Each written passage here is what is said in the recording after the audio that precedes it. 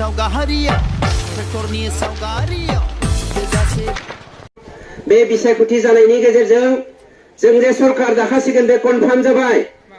हाग्रामाया दाखालि बेवहाय नोंथांमोननि बे साखाथियावनो थाइखा तिनिआलियाव मोनसे जथुमा खालामदोंमोन। 3,000निख्रुइबो बांसिन मानसिखौ गुबुन गुबुन हालामनिफ्राय लाबोनानै गावसोरखौनो बेवहाय देरहासार जाबाय होननानै डिक्लेयार होफैदोंमोन। मात्र 1200ल' नैबे 14 नं चिरांदुवार कनस्टिट्युएन्सिनि मानसिफ्रा बे मिटिंआवहाय बाहागो लादोंमोन। हाग्रामाया होनदों आङो हानि मोनथायखौ होबोदोंमोन। उनाव होनदों नङा आं नङा जोङो होबोदों। 17 बोसोर बियो हानि मोनथायखौ होबोदोंमोननो। उनाव बुंफिनलायबाय जोङो हानि मोनथायखौ होनो हायाखै, नाथाय बे बाराव जोङो हानि मोनथाय होनो लाबोबाय होननानै बुंदों।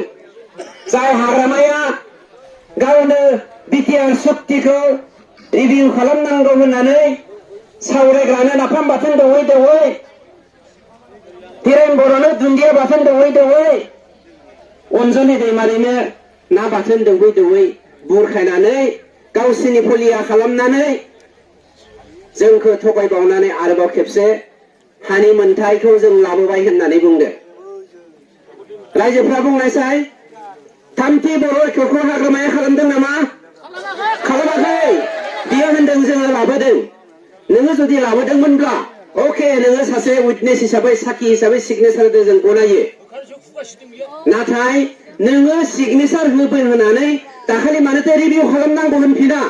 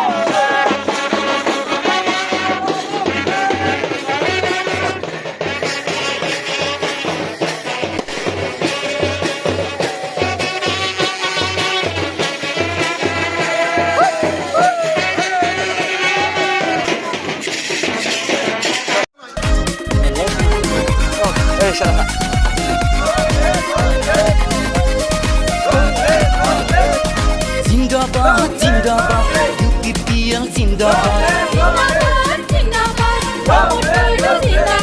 जिंदाबाद जिंदाबाद BPL जिंदाबाद BTC হ'ল হেকত BTR শক্তি UPPL দিব পাৰে সকলোৰে মুক্তি জিন্দাবাদ জিন্দাবাদ UPPL জিন্দাবাদ জিন্দাবাদ জিন্দাবাদ